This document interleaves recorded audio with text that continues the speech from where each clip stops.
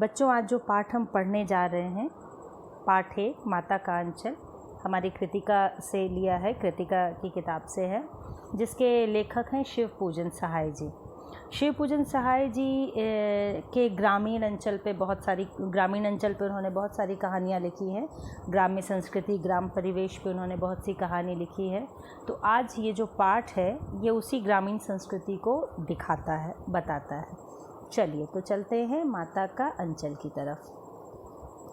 इसमें मुख्य बिंदु पे हम चर्चा करेंगे बच्चों, और मुख्य बिंदु के माध्यम से ही हम पूरे पाठ को समझेंगे। तो पहले बिंदु पर आते हैं, बालक का पिता से लगाव। बालक भोलानाथ जो है, छोटा बालक है और उसका अपने पिता से अत्यंत लगाव है। वो पिताजी के साथ पूरा दिन गुजारता है, पूरा समय गुजारता है।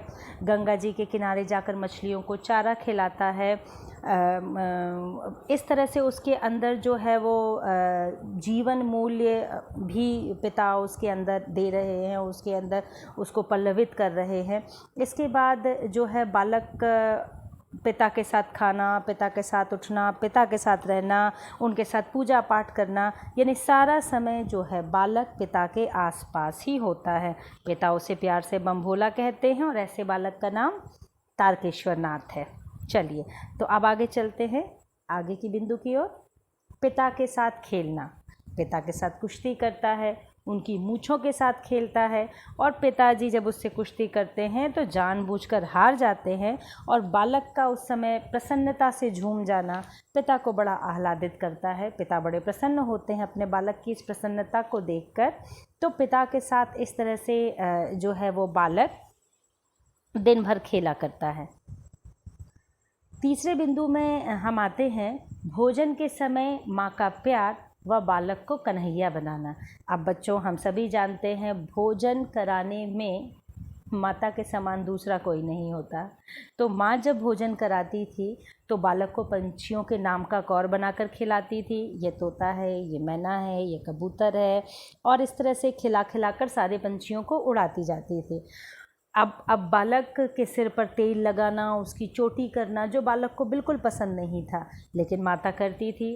रंगीन कुर्ता टोपी पहनाकर उसे बिल्कुल कन्हैया की तरह बना देती थी, और बालक रोने लगता और दौड़कर अपने पिता के पास चला जाता। यानी कि माता के हाथ से भोजन करना तो उसे बड़ा पसंद था, लेकिन माँ की चोटी करना या माँ के द्वारा चोटी किया जाना या टोपी कुर्ता पहनाकर उसके सिर पर बोत कर तेल लगाना, ये बच्चे को बिल्कुल अच्छा नहीं लगता था। अगले बिंदु की तरफ, बालकों की मंडली के विभिन्न खेल। अब सभी बालक जो थे बच्चों, ग्रामीण परिवेश के बालक थे, और ये ग्राम्य संस्कृति जो है वो 50 के दशक की है। तो वहाँ पर छोटे बच्चों का गुड्डे गुड़ियों का ब्याह रचाना, बारात निकालना, घरौंदा बनाना, छोटे घरौंदे बनाया करते थे, पंगत बिठाते थे, भोजन करवाते थे।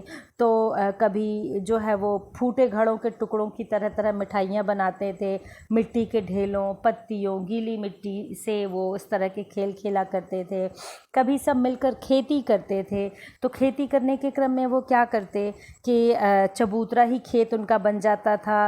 वो कोने में लगता था जैसे अब सिंचाई होगी, 2 बच्चे बैल बन जाते, कंकड़ों के बीज बोए जाते और फसल कटकर तैयार होती। इस पाठ में हमें बीच बीच में बहुत से जो है वो कुछ ऐसी पंक्तियाँ सुनने को मिली हैं जो लोकगीत से संबंधित हैं, जैसे ऊंच नीच में बई कियारी, जो उपजी सो भई हमारी।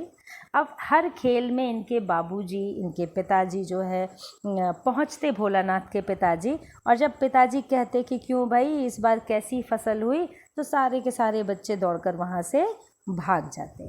तो इस तरह से उनका खेल जो है, सभी बच्चों का खेल, बालकों की मंडली का खेल चलता था। शरारत और सज़ा। अब बालक हैं, छोटे बालक हैं, खूब शरारतें की उन्होंने। गांव के बूढ़े व्यक्ति थे, उनको चिढ़ाया उन्होंने, मूसन तिवारी जी को चिढ़ाया। बुढ़वा मांगे करेला का चोखा, ये कहकर उन्होंने उन्हें चिढ़ाया। डोली में जाती दुल्हन के पीछे ये दौड़ते थे। जब डोली में कोई दुल्हन जाती थी और दूल्हा आगे आगे जाता था तो सभी बच्चे दौड़ दौड़ के उस दुल्हन को देखते थे और क्या कहते थे, लोक भाषा में, लोकगीत के माध्यम से, रहरी में रहरी पुरान रहरी, डोला के कनिया हमार महरी। और इस तरह से वो दूल्हे को भी चढ़ाते थे और दुल्हन के पीछे दौड़ा करते थे। बगीचे से आम चुराने का काम करते थे। बगीचे में आम का पेड़ था और सभी बच्चे वहाँ जाकर बगीचे से आम चुराते। इसी आम चुराने के क्रम में उन्हें गुरुजी से डांट भी पड़ी, उन्हें सज़ा मिली। और जो बालक अपना भोलानाथ था, जो इस पाठ का मुख्य चरित्र है, वो रोते रोते अपने पिताजी के पास चला जाता है जब गुरुजी उसे डांटते हैं। अब जब बच्चे इस तरह की शरारतें करते हैं सभी मिलके, तो वो क्या करते हैं, पहुंचते हैं एक खेत में और उन्हें लगता है कि इस बिल में चूहा है और वो उसमें से पानी उलीचना शुरू करते हैं। जैसे ही पानी उलीचना शुरू करते हैं कि वहाँ से क्या निकल आता है, एक सांप निकल आता है। अब सांप को देखते ही सारे बच्चे रोते चिल्लाते भागते हैं। भागते भागते कोई औंधा गिरता है, कोई चित गिरता है, किसी का सिर फूटता है, किसी के दांत टूटते हैं। भोलानाथ भी दौड़ते हुए, घबराते हुए, थका सा जो है वहाँ से भागता है। अब माँ की गोद में जा छिपना, यहाँ पर आते हैं हम अपने पाठ के मुख्य बिंदु की तरफ। क्या, जब घायल अवस्था में बालक घर पहुँचता है तो उसकी माँ उसे देखकर व्याकुल हो जाती है। बालक इतना भयभीत, डरा हुआ है, घबराया हुआ है कि उसके मुख से जो है वो आवाज़ भी नहीं निकल रही है। वो सिर्फ इशारे करके बता रहा है कि वो कितनी बड़ी समस्या से बचकर भागा है, या कहना चाहिए कितना बड़ा हादसा होते होते बचा है। पिता जो हमेशा से बालक के साथ हैं और जो बालक जो है पिता के इतने करीब है, वो पिता के पास ना जाकर माँ की गोद में शरण लेता है।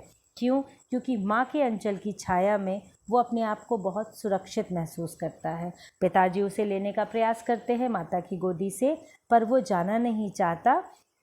वो अपनी माता की गोदी छोड़कर जाने को बिल्कुल भी तैयार नहीं है।